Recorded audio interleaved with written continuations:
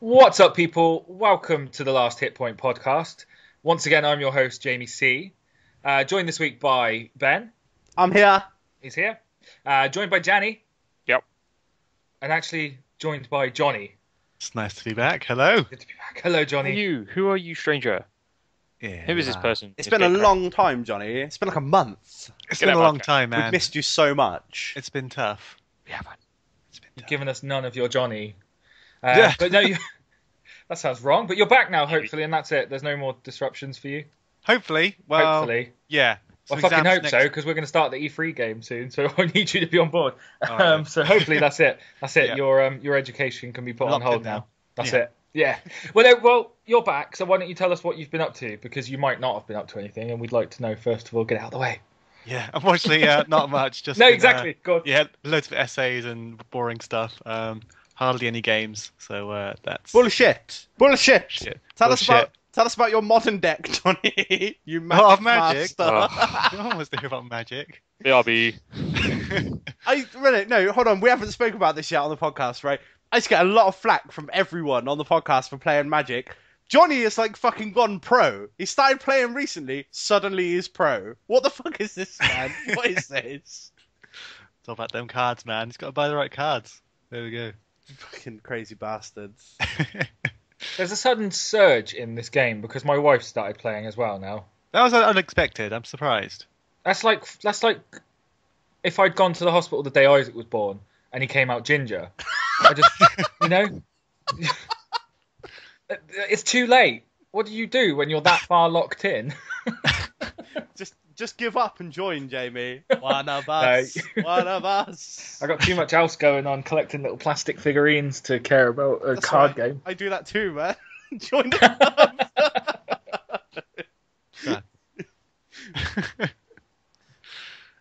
Insane. But yeah, sorry, not much from me. Well, no, Just, that's fine because you've been busy and we're just happy to have you back. I think yeah, thanks, I'm guys. just I happy thought for I'd you to been be here. replaced by someone. No, nobody can replace Johnny. Yeah, That's it's true. The silence did You're a not good job supposed to last agree, Johnny. Yeah. No, it's good to be back. Good to be back. What? week. Good. We'll catch your opinion on a lot of the shit going on this week. But Ben, what about you? What you been up to? Right. So I've been playing some GTA again with you guys, but I guess we'll talk about that at the end because you guys can join in with it. Because I got nothing else to talk about. Been back on Final Fantasy 14, hammering that out. I've been leveling up Warrior. I'm just trying to level things up so that when Heaven's Ward comes out in July, I can start jumping into the new content with a few different jobs, not just one. So yeah, loving that game again. And I started watching Chuck. Right, I don't know if I mentioned this yet, but that show just came out of nowhere. I just randomly clicked on it on Netflix, and I've watched 4 seasons in the last 2 weeks. Whoa. Christ. Yeah, it is properly good, man. I'm loving it. It's so good. It's co-created by, is it Josh Schwartz, the guy who did the OC? So I love it, man. I already love the OC. This is like the OC with spies. It's just good, man. I like it. But that's pretty much it. Final Yeah. Fantasy, GTA, and Chuck. That's been my life for the last 2 weeks. But GTA, I've owned this game since it came out, and I just didn't play it for months, right? Even though Janny's been like, oh, you should come on, do some heist sometime. I just kind of Why have I turned tossed it into off. Johnny? Oh, yeah, cool. I don't know. I don't know why my fictional head version of you sounds like Johnny. All right. But yeah, Okay. I finally caved and went on and started doing some of the online heist stuff, and it's actually been really, really fun. And Janny is ridiculously OP in that game. I'm not though, am I? You are I'm pretty In not. the OP. grand scheme of things, no, but compared to us, yes. The first cool, yeah. the first few missions that I did, it's been a case of okay, we go here, we do this, and then we pull up to the mission place, and then Janny just looks across at me and he's like, all right, stay in the car. Just sit in the car whilst he does the mission. Okay. It's still funny because I'm still enjoying playing online. Pretty much every mission, Janny's just like, yeah, stay in the car. Sounds fun. I'll get you a chocolate bar. What do you want? Oh, man. No, but he did the same with me, and I'm like a higher level, but he's like, just stay in the car, we can't get hurt. Mm. It's armoured. Like, fucking hell. Wow. Well, yeah, the idea is that we can just bash those out as quickly as possible, and you guys might as well just sit in the protection of the car, and just fire out the window. And then anything that requires anything else, I might as well do because I've got more health and shit. But the idea is that we're sort of fast tracking your level, and then we'll get you to a point where you can actually be a bit useful. So yeah, it won't be as boring. It's just get you through those first two heists, and then you can join me and Scott. The first heist was actually really fun. Like the actual execution of it, there wasn't much. You had prep something to work. do. It was just, yeah, it was just steal the car and then like go and do the heist basically. And I did that with you. And Johnny's like, right, I'm gonna go and drill into the vault and stuff. All I need you to do is stand there and like keep everyone under control. And I was like, okay, how do I keep people under control? He's like, well, you need to keep the intimidation bar up. So just point the gun vaguely in their direction, just shoot at the wall over and over. So Johnny went out the back doing all like the intricate like drilling into the safe and stuff, and I just stood shooting a shotgun at the wall until it was time to run away. Like... But the thing is, we can redo those anyway. So me and Scott tend to use them as a quick way of getting some good money. So there'll be options. You know, when we go back, then you'll be able to do the different parts, and we can do it properly, maybe without the Kuruma, which is the armored car. So that might make it a little bit more challenging, but well, I mean, like maybe not the in actual that mission. the actual heist itself was really quick. It was over in about 5 minutes. Like we were in and out. So wow, maybe 10 minutes then. But like we got like 150 grand for that. It's like 10 minutes for 150 grand. That's crazy good money. Yeah, I think because when you first do a heist, you get a bonus for doing it the first time. Oh, okay. But you still get like on hard. I think you still get about 70 odd grand, or maybe a bit less. Oh no, it might be 50. I can't remember. But you get some good money anyway. So we will be going back and doing the others as well. All I'm saying is like these heists or the heist system that they've got going on. It's easily the most fun I've had on GTA Online, outside of random massacres with you guys, right? So I'm surprised that they weren't there from the start, but now that they are there, I can't really see GTA Online without it. So Really? yeah, they're that good, man. They're like a massive part of online, man. Like Now, I think I know why they weren't online from the start, and it's something that they've said quite recently on a ANA or whatever it is. Now, for me, it was kind of a disappointing ANA because one of the questions they decided to answer was, "Oh, are we gonna have joystick support?" Who the fuck uses a joystick nowadays? Come on. This isn't the 80s, and I had one on my Commodore 64. They were shit. I haven't had Mr. one Nash. since my Commodore 64 either. Yeah. I thought joysticks were just those like plug in and play 20 game in one sticks that came out. They pretty much are now. That's what Yeah. they've become. You can only buy them at QuickSave. Or it's just a dildo on a docking station. But yeah, I mean, what sort of question is that? And I'm really pissed off that Rockstar didn't actually answer any decent questions, such as, are they bringing any more mods to the cars? Are they bringing any more guns? Are they going to have any more game modes or actually fun modes? But they did mention something about the heists, and they said that even though they couldn't say when, they are looking to bring more in, but it's quite involved. So it could be a while before they bring in any more heists. So that's probably the reason why that it wasn't there at launch. They probably had a lot of issues with it. What they should do, if they really need that much extra stuff to like make the heists, do like a paid expansion, like add a load of heists as a paid expansion. I'd pay for them. The quality is fucking awesome for something that they're just putting in for free. Well, that's it. Everything you've had for free so far. Yeah, Can't expect it to all come for free. definitely. I would pay for another expansion that adds a load more heists because it's good quality content they're adding. It's not like a couple of fucking time trials or something. This is like almost like online story mode that they're adding. Like It's awesome. Or Payday 3. Yeah, no, it's. I mean, I've been begging you guys to get on this game again, and Johnny, we're not going to let it down until you actually start playing. But Really? yeah, no, I mean, we had a hell of a lot of fun, and even just dicking around, and just doing what we were doing with Watch Dogs. So it was good to like just play it again. Luckily, I haven't been chased by any fire trucks yet, though. yet. It does look great. I am tempted all the time. Yeah, do it. The thing is, you don't own it anymore, right? No, I do on the PS3.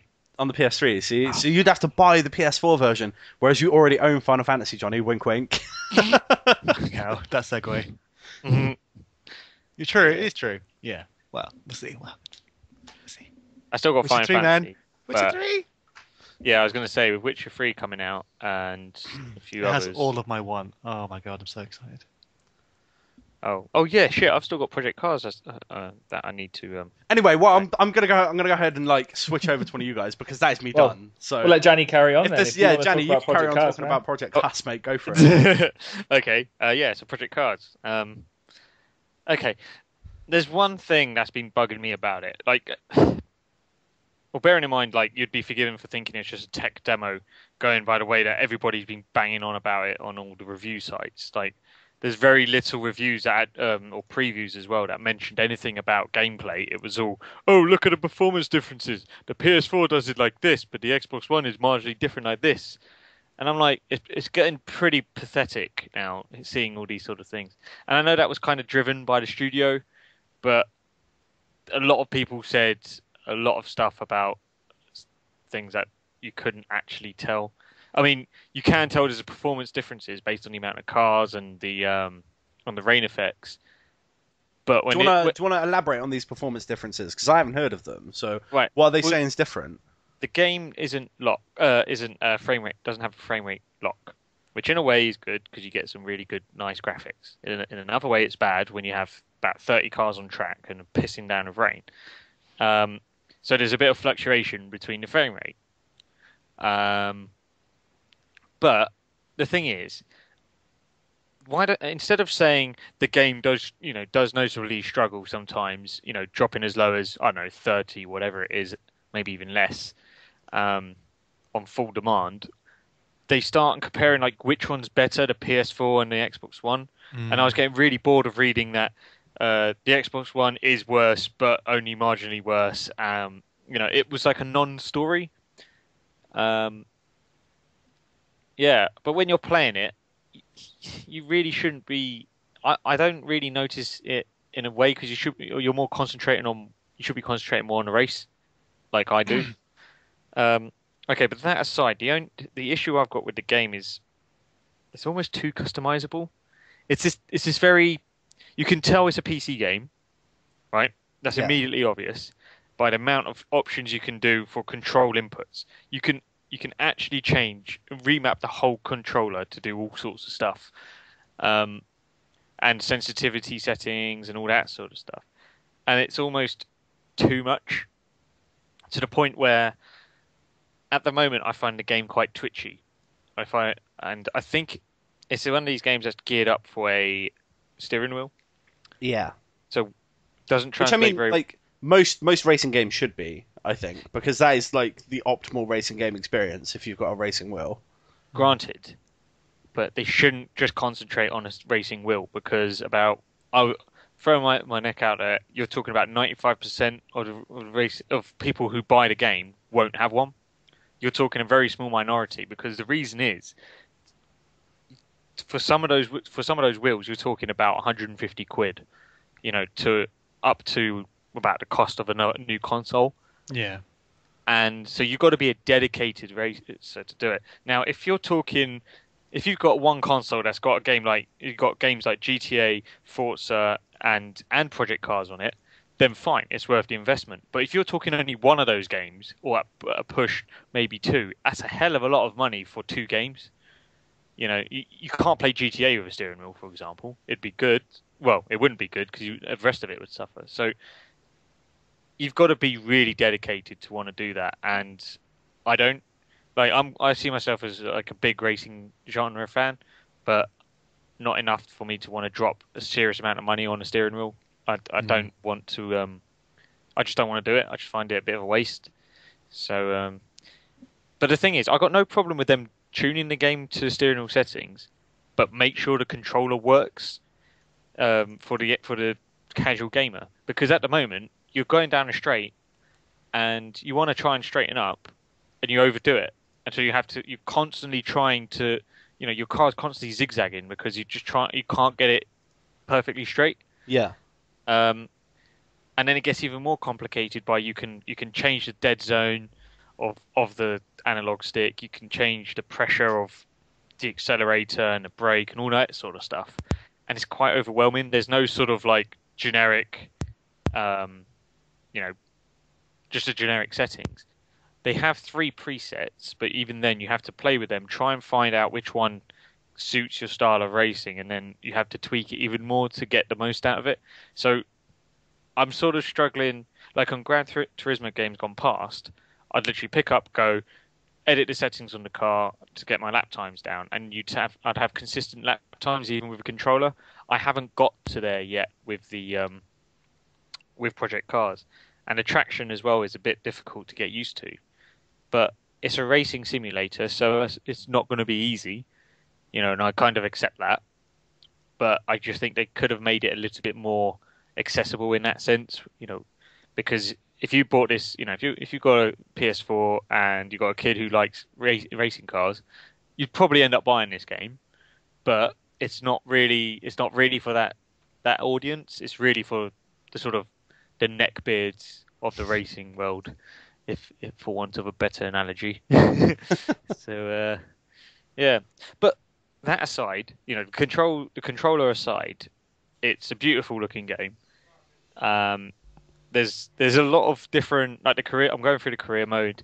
It's quite fun, because you start off. You can start off in go-karts and go all the way up to like prototypes in Le Mans, for example. So that's kind of cool to do that.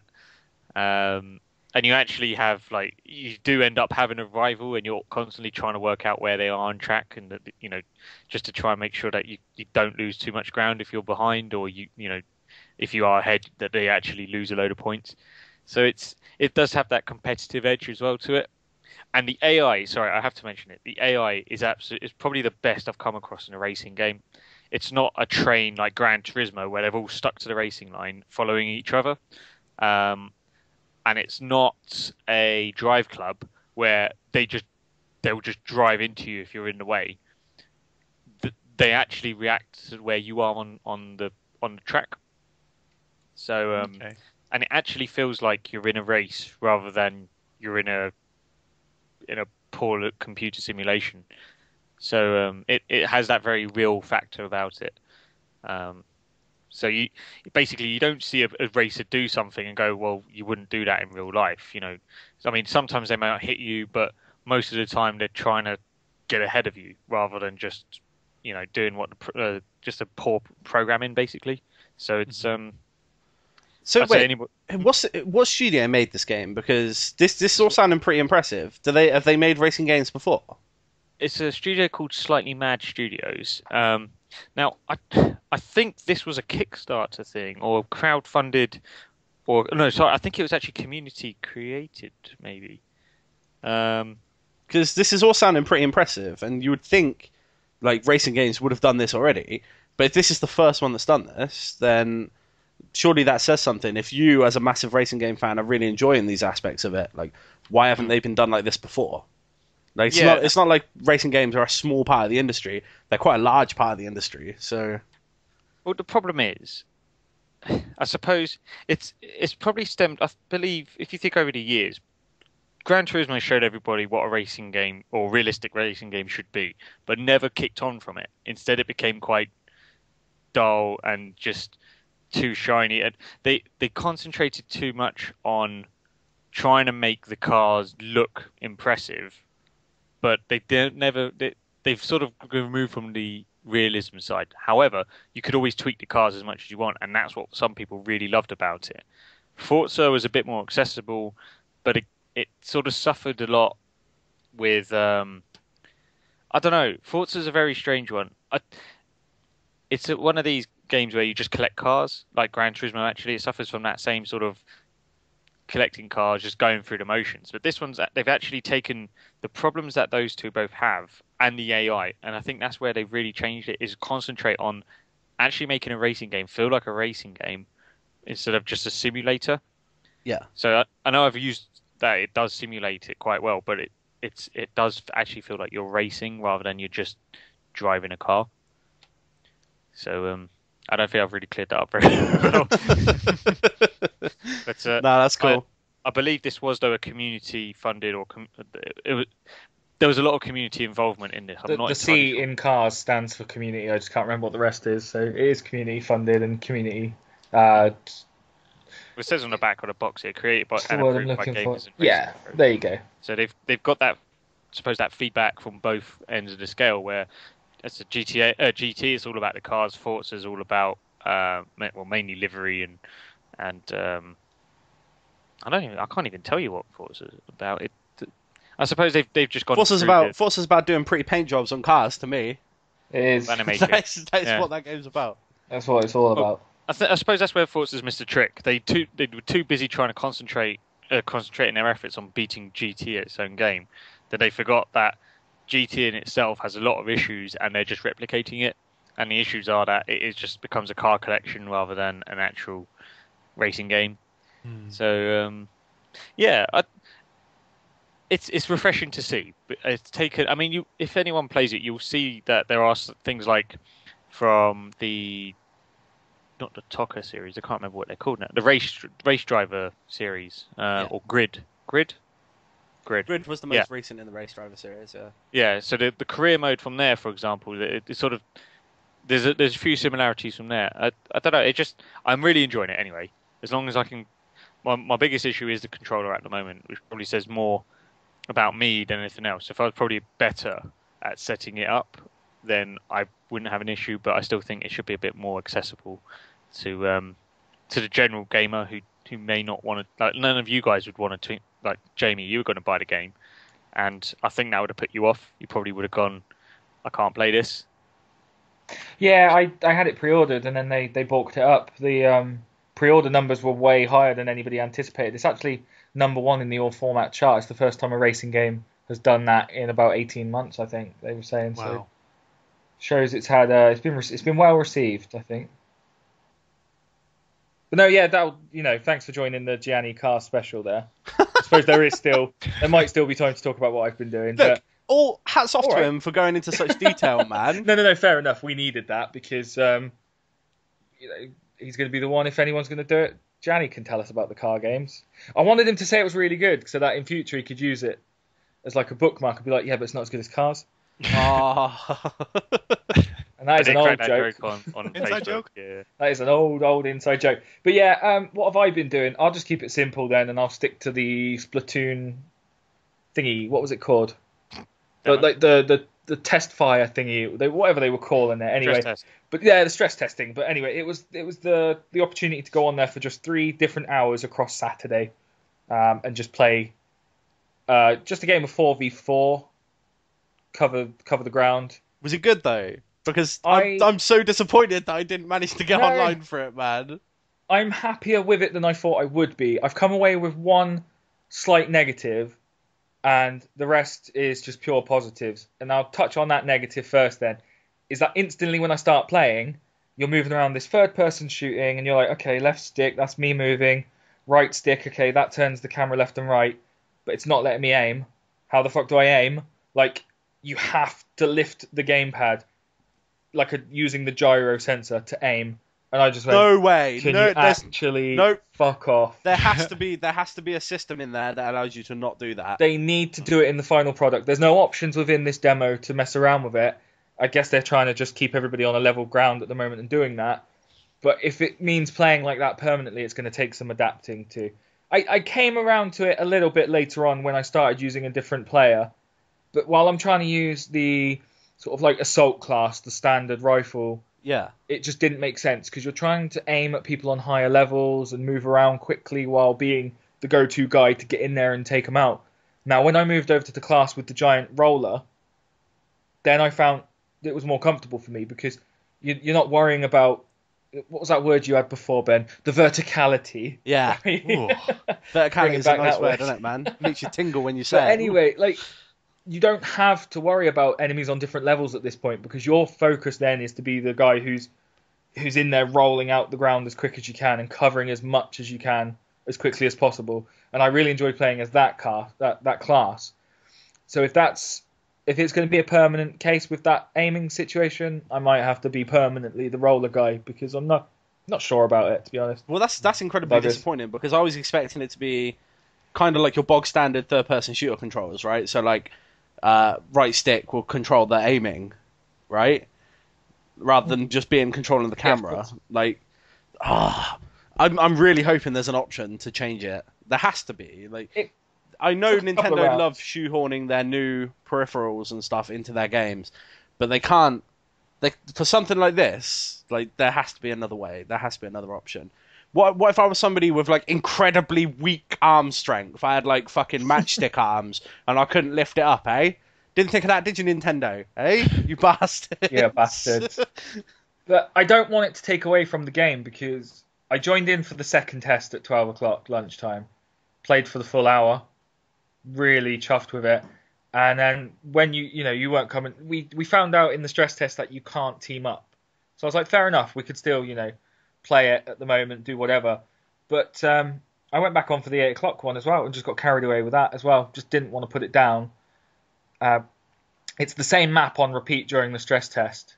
And a lot of people were kicking off going, oh, it was at stupid times, only for an hour. That's the point of the stress test. They want you, they want you going into this sheep pen. They want you focused on these certain times so they can see if the servers will last. Yeah. Well done to Nintendo for that. Definitely. That's actually a great idea, isn't it? Well, that's what they need to do. Not to just put an open beta on constantly. You need, these stress tests are there for that reason. Make sure your servers are going to be able to cope on the day. You know you're going to outsell on the day to what your stress test providers might have. But specifically the 8 o'clock till 9 o'clock one, I'd imagine would have been pretty heavy on traffic. So, there were some pros on there by that time. People who were ready for it at 8 o'clock at night. But was this a global test then, or was it specific? I don't think it was even the Americas. I think it was to us. UK I'm or not Europe? sure. Mm-hmm. Yeah, the UK, maybe Europe. I don't think the Americas were involved. Because I was going to say, the time differences may have. I in my head anyway, I just assumed that the time differences may be in line with other time zones, but I guess Japan were involved because the first one was at sort of 3 a.m, so that would have been aimed more at them, and then the last one being at 8 o'clock at night, that would have been too late for them. But I definitely saw some Japanese tags in the lunchtime one. But I think that's my biggest problem then with the camera, but the biggest outcry that fans have had since this is the lack of voice chat.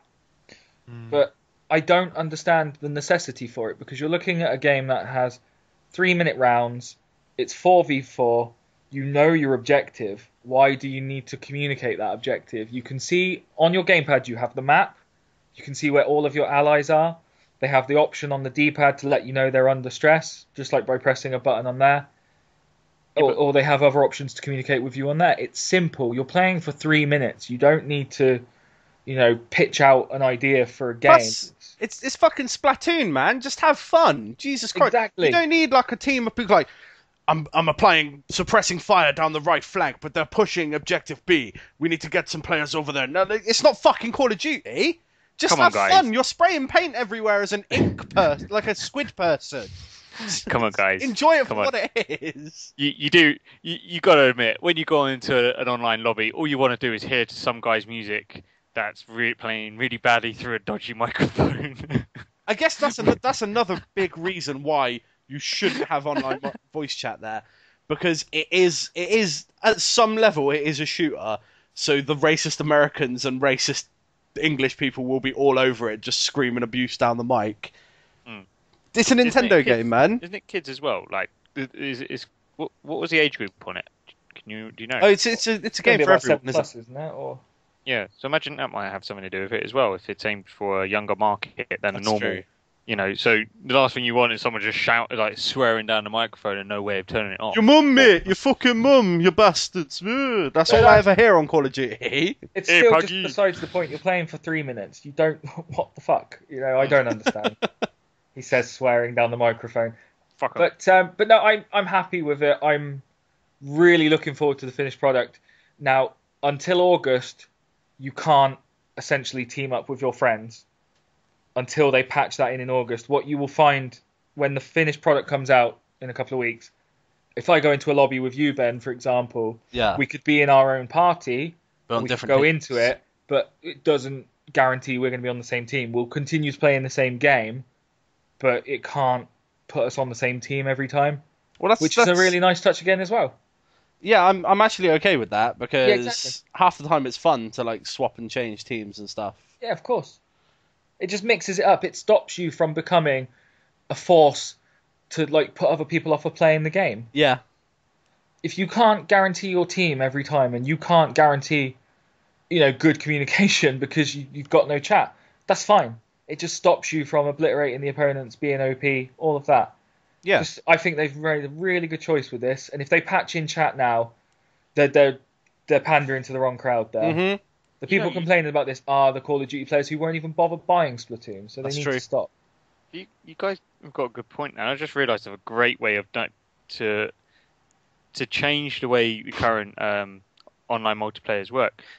I wouldn't say no. I see a benefit in there actually having two lobbies, one where you can chat and others where you can't, because I suppose what that means is then you'll probably find the ones who can chat will be the ones like the pros. They'll be the ones who are like all coordinated and shit. And then you've got the others who are just general gamers who just want to jump in, have a bit of fun, not have to mute their TV because somebody's shouting or whatever. Hashtags, yeah. Yeah. So I think there's a lot to be said for that. Maybe take voice chat out of ranked games. Maybe. Oh, ranked, sorry. Ooh. Ranked team games, you couldn't do that though. Yeah, you could. Clans will get too pissy about it. And how can I tell you guys to wait in the car? That's true. But that's it because that'll do. A little bit of Splatoon. I realise we've run really long already, so we'll have to talk less about other stuff now because we're shit like that. But anyway, let's move on. We have just in the last couple of hours we've just seen the reveal officially now for the new Assassin's Creed game. It's going to be called Assassin's Creed Syndicate. And we are looking, like I said in the chat just before we came online, it's set in the year 1888 in London, 2 years after the Order 1886. So, as I said, they've done a good job of cleaning out all those werewolves and things in time for this game, haven't they? That was my 2 cents on the game. I'm quite interested to hear what you guys have to say, but as it stands, I'm kind of without opinion right now on the series. Well, I know Janny wanted to have a rant about this. Go on, Janny, hit me. That voice acting, though, really, what are they doing? No, I mean, it's probably I'm going to be an unfair opinion because I just don't like the series anymore. It's like just kill it, just kill the series. It doesn't. I didn't see anything new in the gameplay trailer, and to be honest, it doesn't even look that fantastic for a next gen game. I don't know. Maybe I'm alone on this one. But even stuff like, and I know it's a pre-alpha build, so it could probably change. But stuff like the cart they showed when he jumps on the horse and cart and he's running through the town, like something crashes into him, and then suddenly the whole thing just looks destroyed. You know, it just looks like another rushed, and it probably will end up buggy as well. Like I have no confidence in this franchise anymore. But yeah, voice acting though. Oh, okay. I can see where you're coming from with the voice acting. That, like, at first, I mean, we'd have to look this up and see who this voice actor is, because if it is an English voice actor, then you're gonna have to eat your words on that one, mate. It does sound like an American putting on an English accent. The main character. I've got like more of an Australian twinge to it, but yeah. Well, that's Americans usually tend to like drift into Australian voice when they try and do an English accent. Look, even if I find out that is his real voice, then I'm not making any apologies because it's an awful voice. And if you're a voice actor and you're trying to do an English voice, it should sound natural. If his natural voice doesn't sound natural, then I don't know. I wouldn't say awful. I'd say like it's not great. Fake. But like if you compare that to like say the blonde guy from the Final Fantasy 15 demo, like this Assassin's Creed voice acting is way better than his. So like that's you're awful comparing voice acting. You're comparing with a genre that has has historically the worst voice acting in history. I'm just saying. JRPGs never have a good voice acting. Like, well, ever. yeah, well, you need to make distinctions, right? That is awful voice acting. That blonde guy from the 15 demo, that's awful. This guy is not awful. It just doesn't sound like it's just not great. It's okay, right? There needs to be a scale. Like, not Right. everything that isn't good is awful. For Right? those who haven't seen it, it sounds like a 90s American sitcom where they have someone from England who comes over. That's what it sounds like, and I think the reason why this has really got my back up is because it sounds so cliche. Like you were saying, what was the other? I can't remember what you said now, but it's almost like you'd expect him to be portrayed with like buck teeth. I don't know. I can't really see where I'm going with with all the English stereotypes. Yeah, with all the English stereotypes. And I don't know. But all right, the accents aside, you cannot tell me there was anything in that gameplay, not the trailer, but the actual gameplay footage, that there was anything in there which made you go, yes. Yep, I can, and I will, right? What? The combat system looks way better than it's ever been before, right? One of my big issues with Assassin's Creed was that it was all sword-based, and the combat just came down to sort of standing there with your sword, waiting for someone to attack so that you can counter them. That's all it ended up being when I was playing it. And now that they've moved to a more like brawl system, like hand to hand, I know they showed some like kukri daggers and stuff like that, but the majority of the gameplay that they showed was just fist fights with like brass knuckles and stuff. It looks way better than it ever was before. Like more fluid, like the combat actually looks believable as well, the stuff that you're doing, not like the ridiculous counters that you did in previous games. It just looks fun. I was actually excited when I was watching the like gang war that they had. Like Really? Yeah, when it looked straight out of like gangs in New York, like they're on a street, one gang at the other end, your gang at this end, and like they just go in and just start brawling. Like it just looked enjoyable, man. That actually made me excited. It made me want to play it. But it didn't look that hand-to-hand combat, I think, looked too scripted. It didn't look like it flowed like a Batman or Sleeping Dogs. And I'd we're argue, talking about it games looks that came just back as in. good as Sleeping Dogs, man. No, Sleeping Dogs, I'm gonna have to disagree Sleeping with you Dogs there. visually might look better because it's martial arts. You know, they're using like martial arts skills on each other, whereas this is more like brawling. But it still looked as good, even though they're different styles. Like it looked as good to me. I think with this, I'll go to Johnny for this one because we've both played Shadow of Mordor, right, Johnny? Yeah. You've played through that. Yep. And when you played that, Yep. you actually said to me it's very similar to how Assassin's Creed used to be, and you know it's what you'd want from Assassin's Creed. When you look at this trailer today and you Yep. see that combat system, how much does Shadow of Mordor still shit over it? Yeah, exactly. It's just way more fluid and dynamic. Like I can see what they're doing, but you know what it feels like to me? It feels like that with this bloody Assassin's Creed, it's just like another FIFA. Like it's just like this yearly churn out. It's just the same thing, just a different setting. I totally get that, and It's just- I'm glad you said that. Nothing just feels. It just doesn't feel special. Like yeah, the graphics are shiny and stuff, but I mean, I don't know. It just seems like they've gone down this route. Like people love this Assassin's Creed 4, like the pirate ships, and you know they've made it fun and interesting.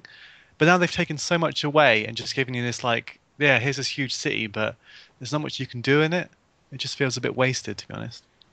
But Well, a good game can take a good 3, 4, maybe even 5 years to make, right? If you really Yeah. push it from start to finish, and Mhm. they can have all of these different studios within Ubisoft they want, yeah, but it doesn't feel like you're getting a 3 or 4 year cycle for a game to be in production. It feels like you're getting a year and a half, 2 years tops. yeah, it's like they're improving the ball mechanics in FIFA. That's like that's what they've done. Yeah. And yeah, that's all You're they've. not getting that next generation feel to a game, are you? You're not getting that next step up. Okay, and there's one other thing that we've all sort of glossed over, or haven't mentioned actually yet, and it probably says more about the way the franchise is going, and that's the storyline. There was nothing in their dialogue or anything like that that made me go, I really want to play this. Whereas when I played for Assassin's Creed 2, it kind of relied mainly on the storyline. Well, let's be honest. Assassin's Creed storyline jumped the shark long ago, like long ago.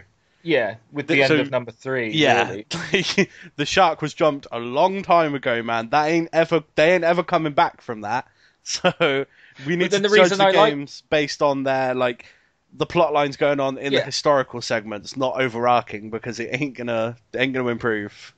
For me, Assassin's Creed 4 was still my favorite. Not 4, yeah, but that's Black Flag, isn't it? Yeah, Black Flag, 4, yeah. subtexting a fucking numbered title. But anyway, so that was still my favorite of the lot now, I think, and it's because it kind of felt dislocated from everything else, and it felt like its own standalone product. And where have we got to with Assassin's Creed? We obviously don't. The Desmond thing is done. We don't know overall if it even makes sense anymore, because now Abstergo seem to be this production company within the game world who are making movies based on the character, based on these historical figures or whatever. So it kind of lost its point. Yeah, the whole Animus side of it really should just fuck off now, because it means nothing to the overall storyline. Yeah, it used to be a big deal back in the day when I thought they were going to do a modern day setting with Desmond, and it was going to be a bit like Batman and stuff. Back when I was hoping for that after Assassin's Creed 1 and 2, I would have jumped in, and I thought maybe that's the way they were going, and that's why all the Animus stuff made sense. And then it didn't happen. Now the Animus stuff means nothing. Just get rid of it. Yeah, but this is, I think I'll always disagree with you on this, because I think Desmond has been the biggest issue with the Assassin's Creed games anyway. And I think he was just bringing it into the modern day was just a bit boring, and it was a really loose way of linking them all together. And it never really developed. I suppose that's why I don't actually know what happened, because I haven't played any for a long time. But you don't know what happened? All right, spoilers for Assassin's Creed 3. Desmond died. Oh shit! Of course. Yeah. How the hell did? Oh yeah. You see, that's 3-4 years ago. Yeah. Right. But all I remember, Assassin's Creed 1 had a good storyline. It was enough for you to want to keep playing. I think Assassin's Creed 2 had the most. At the end of Assassin's Creed 1, where you could go into that room and there was all the stuff on the walls, and everyone was trying to work out what was going on. It was a mystery, man. It was good. It was fucking good. The gameplay issues with Assassin's Creed 1 aside, the actual story stuff that they set forth in it was pretty damn good. And even Assassin's Creed 2 was pretty damn good story-wise. Yeah. But then I don't know what happened, whether they changed writers or whether the writers just got fed up and fuck it, we're just gonna throw everything under the bus. They just decided to fuck it, right? And now it's completely ruined. What they decided to do was to turn the suction pads up to maximum and it's really frustrating what they've done with this franchise, because I used to love it. We need to elaborate on these suction cups, Johnny. Oh god, I just had this cow analogy about sucking a milking a cow dry. Milking a cow dry, that's the one. You need to say that, not just bring up the suction cups. I couldn't think fast enough. I was like, fuck. Anyway, I wish we would cut that. That ain't happening. That ain't happening. No, go on then. It does annoy me, because the whole franchise, as soon as they found out, this was years ago when they said that they were going to make it on a yearly basis, it was inevitable it would become shit. Yeah. Because it doesn't matter how creative you are, that's a lot of demand to put on your writers, and then the programmers and developers and all the rest of that. I'd much rather this goes back to the whole the whole justification about how these AAA titles require a lot of money, and they need even more if you keep churning it. Well, maybe not year on year, but I'd much rather. I think they'd make more money if they just created a decent game with a 2-3 year lead-in time, rather than try and do the same dross every year, because it's actually caught up with them a hell of a lot, and I don't see any evidence of them getting any better with regards to all the bugs and glitches that the Assassin's Creed franchise has just incorporated. Do you mind if I rant about something else that don't make sense in Assassin's Creed, right? Go on. Do you remember in Assassin's Creed 2, yeah, when you play in the segments with Desmond, right, they throw him an assassin gauntlet for him to wear, yeah? Yeah, Don't yeah. remember. and it's just the old Assassin's Gauntlet with just the dagger in it. Whereas like all the games so far, they've been making improvements to the Assassin's Gauntlet. So there's like grappling hooks or little pistols inside it. Right? If that was going to happen, surely they would have had like a better Assassin's Gauntlet to give to Desmond rather than just the one with the shitty dagger. Continuity errors as well. Look, the Yeah. series is fucked, man. Darth Maul didn't leave his double-ended dildo ready for Darth Vader, did he? Yeah, none of this makes sense, man. This No, is the I really- problem. I really missed the idea of they had like chop off their finger to have the gauntlet on. I was ashamed that they took that out. I thought it was A like little bit of a Yakuza vibe. yeah, I thought that was kind of cool, but yeah, they took that out. Nope. Do anything interesting? They took that out. Bastards. They cut that. Ooh. Cut the work. Whoa! But no, last year they proved this whole point about it being a worn-out old dog. It needs to be put down. Unity was released so buggy. Yeah. And this is, again, it's the pressures. Whatever lead time they've got per title, it's not good enough because they're churning out stuff now that just doesn't work. And last year, I couldn't even finish Unity. So that's from the high of Black Flag to then the next year, having that extra bit of time to work with the new consoles as well, to then release a game that's just broken. Absolutely broken. You had missions that wouldn't let you complete. You had characters popping in and out of like cutscenes. Everything was messed up, and it shouldn't have been released that way. And there was no way they were going to fix it post-release properly. No way. Shout matter out what to try and Ubisoft, fix. by the way. Shout out to Ubisoft for trying to dodge the sexism bullets straight up this time. Whereas Unity came out with 4 male protagonists, and they got a load of bollocks from people saying, "Oh, why is there no female protagonists?" Eh? And they were like, "Oh, it's too hard to make a completely different character model." Yeah, Some that bollocks. bullshit. Now with this announcement trailer, they put a massive focus. Like, yeah, his sister's also in it. She's another playable character, and she's the level-headed one who like sorts all the situations out. Like, all right. Ubisoft, she's had a really you think we don't see through this for what it is, Ubisoft? You're not clever. Like, Please like us. But So- October 27th, Yeah. unless it gets delayed, which it probably will. which it Which probably will. I hope it No, does. no, that's the thing. I don't think it will get delayed. I think they'll just release another buggy game and try to patch the shit out of it. That's true. Because This is they Ubisoft. need it. Yeah, they need it for the Christmas release. Why didn't they show us trains? Because this is the start of the Industrial Revolution. There's trains Do you there. not remember from Danny Boyle's London Olympics intro that we had all those years ago? What? Trains were a big deal, man. Yeah. I want to see these trains. I didn't see any trains. You're going to get all the trains when you I play want this one. trains. There's going to be a train robbery mission. It's going to be train out of 10. Got to be. Yeah, Yeah. but why have a train when you can race horses through the streets of London with carriages? What? You'll I mean, probably have to complex. jump off of a train onto a moving carriage, man. So it's Red Dead. Yeah, pretty much. Not enough Sweeney Wait, there Todd. was no trains in Red Dead. Was there? No. Anyway, moving on. Anyway, yeah. we move on. Sticking Yeah. with Ubisoft, and sticking with delays. Yeah.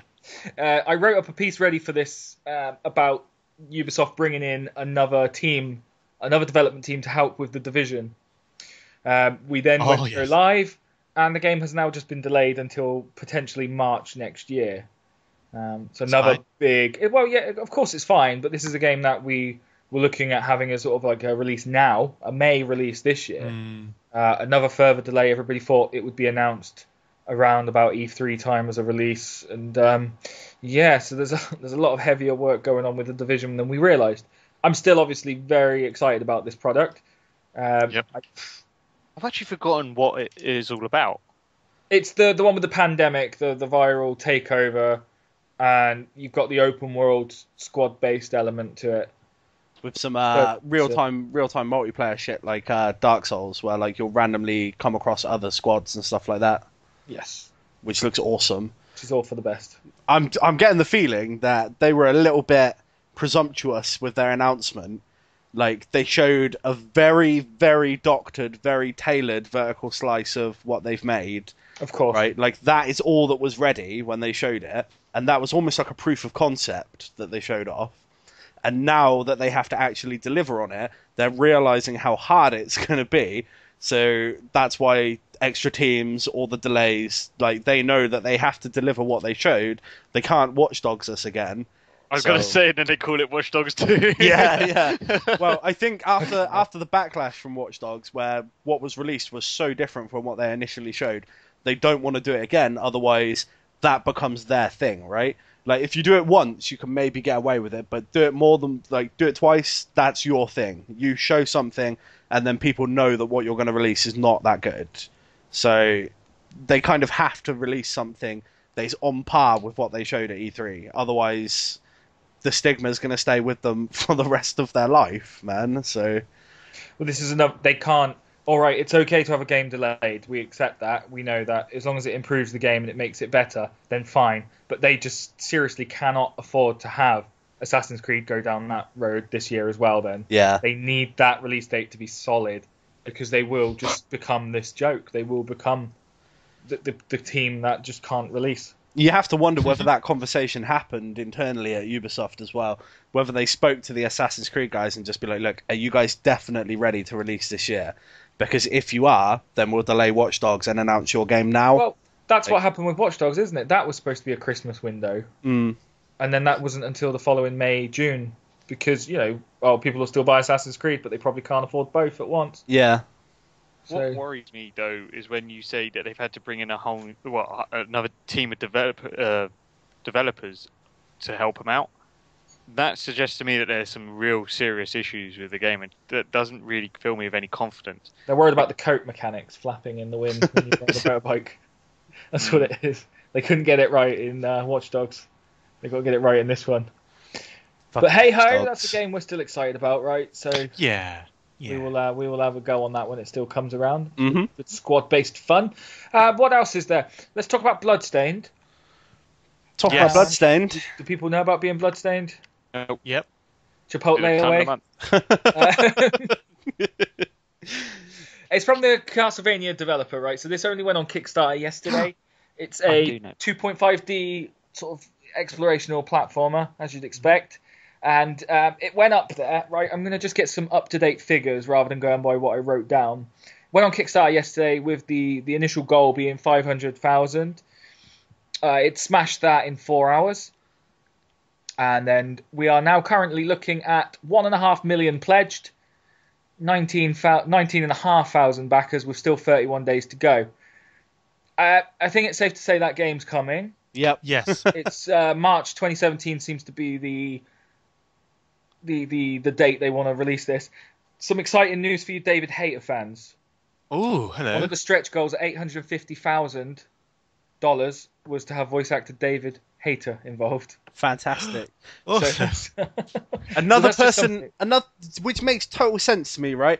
Because Castlevania has just been fucked around by Konami for so long, right? Yes. And Castlevania is a classic franchise. It's beloved, man. People Yeah. love Castlevania, and all they've done is just piss on it for years. And shock, David Hayter also got pissed on by Konami recently. And why wouldn't he be involved in this game, man? I'm glad that this is happening. With all the shit that's going on at Konami, they were never going to continue the Castlevania franchise in a way that the fans truly wanted it to be continued. So why not let them spin off and go their own way? I really hope this does well. Mm-hmm. Me too. First was the Banjo Tooie thingy, and now this. Ukulele. Kickstarter. Yeah, Ukulele. Ukulele's doing really well as well at this point. Ukulele I am going to back, definitely. Because it's about £15 to get the digital edition. It is. I'm interested in this one. They've just hit this stretch goal now then at $1.5 million, which gets an extra boss unlocked. There's only one other stretch goal to hit at 1.75 million, so they're nearly there as well. The ukulele, they've had to constantly add new stretch goals because they just keep getting people backing up and taking the quantity. Yeah. They'll say like only one of 100 or whatever, and then like they have to put a new lot of that same thing in. So it's just impressive. It shows that people, they will back them. People, right? Yeah, definitely. There are people out there that care about their video games enough. They want to do this stuff, yeah. But there are other people out there who care about their video games enough to want soft-boobed action figures as well. Yes! I was going to say, right? So, as an update to the ongoing Konami saga, it turns out that Kojima's actually alive, right? Yep. And he tweeted out from his Twitter account about the new PlayArts Kai Metal Gear Solid 5 Phantom Pain figures. Specifically, he tweeted out a picture of Quiet's figure, which has soft, malleable boobs that you can play with. That's very good. It's time. Not in his room. Kojima.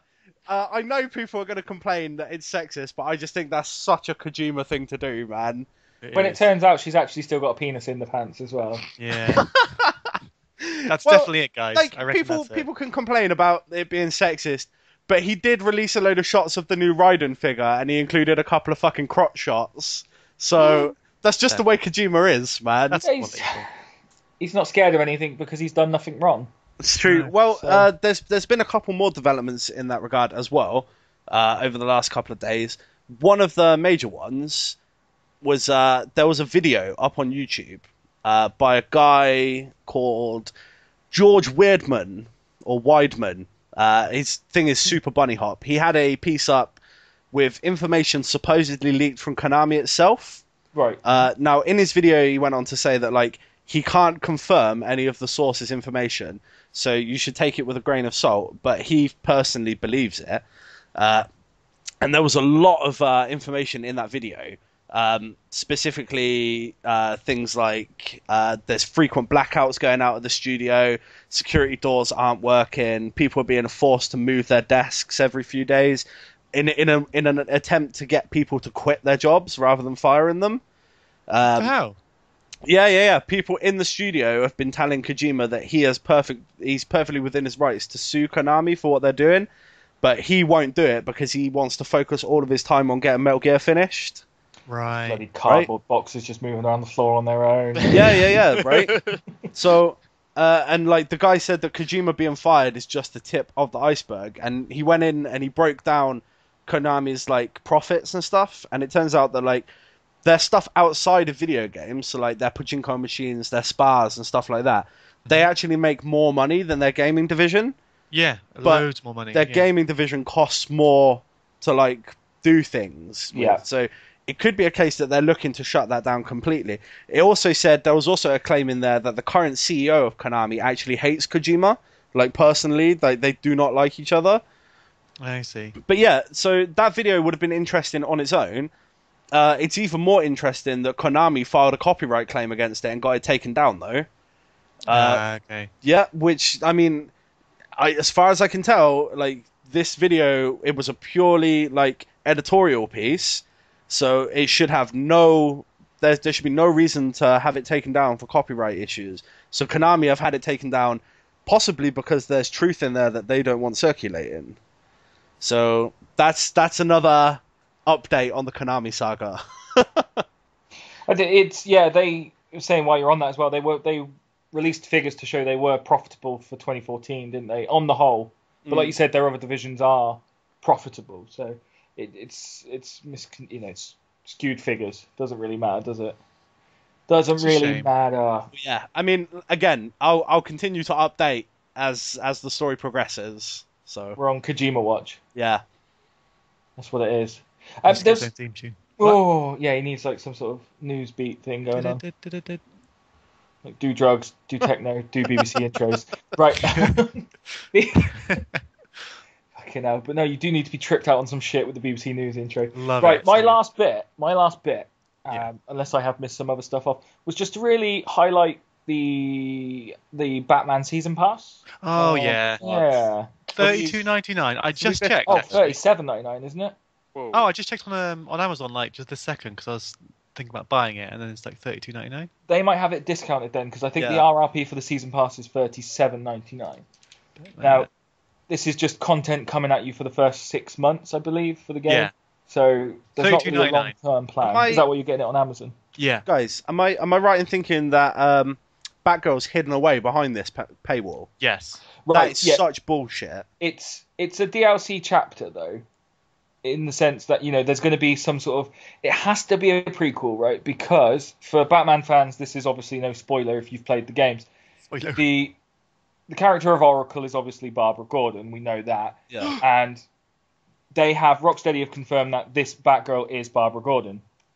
What? So for that to work, you can't be a wheelchair-bound Yeah, Batgirl. that's true. So it has to be set earlier on in the storyline before she has the little incident that gives her the wheelchair. So True. we are looking at probably some sort of chapter to get the Joker involved in some way, I suppose. In comic book circles, Batgirl is a lot more popular than you would think. So this is actually bullshit. walling her off behind a paywall. Like it But what feels. if it is a proper DLC content? What if? But then, It's tough to say the same- DLC the when same the thing- game's not even out yet. The Like, same thing could be said for Arkham City, where they walled off Catwoman's bits. Like they there's straight just up, no reason. they straight up just chopped that out of the game and then stuck it behind the what do they have them back in the day? Oh, they're gone now. The like online season- passes. Yeah, Yeah, online yeah. pass, yeah. Yeah, they stuck her behind the online pass. Like that's a sizable chunk of the game, that Catwoman stuff, and it You added didn't to the pay story. you didn't pay extra for her if you bought the game brand new. Well, I know that's true, but still, like, this is the same thing almost, but hidden behind an actual paywall. Or why didn't they instead So of doing in that? ways, this is worse, like a lot worse than that. You know how a lot of these things are now coming out with day one edition, all that bollocks. Why don't they just make that content available for the people who do pre-order it and buy it, and then charge everyone else? Because then everybody's happy. The main fans get it for the price that they would have paid for the game anyway. The casual gamer doesn't. It bugs me because this is very clearly Warner Brothers being absolute bastards, right? Yeah, definitely. Because the game itself is going to be fantastic. Rocksteady are a fucking solid studio, and all of the games that they've made to date have been really, really good. Like, the game is going to be good. It's just, like, these kind of bullshit practices happen at a publisher level, not a studio level. So I feel bad for Rocksteady because their name's going to be sort of attached to this because it's their game, whereas I'm almost certain it's not their decision. So I don't really cared. Hey, Johnny, you were saying, like, is it fair to call it DLC because it's not even out yet? It is still going to be. It would if it's not unlockable from the disc from the get-go, then I suppose it is still technically downloadable content at some point or later date. Yeah, but it's already made within, like, DLC is supposed to be, an extra. Like with Mario Kart, I think Mario Kart is basically showing how DLC should be done. Yes. Just something that's, the game was absolutely great by itself. It felt complete and everything, and then months later, like as like new tracks, new characters and stuff. Where this is like instantly, look at all this extra stuff that you can't have that we're making right now. But I mean, again, you need to. And it's not cheap. $32.99 is almost the full price of the game. It's ridiculous. It's crazy. Insane.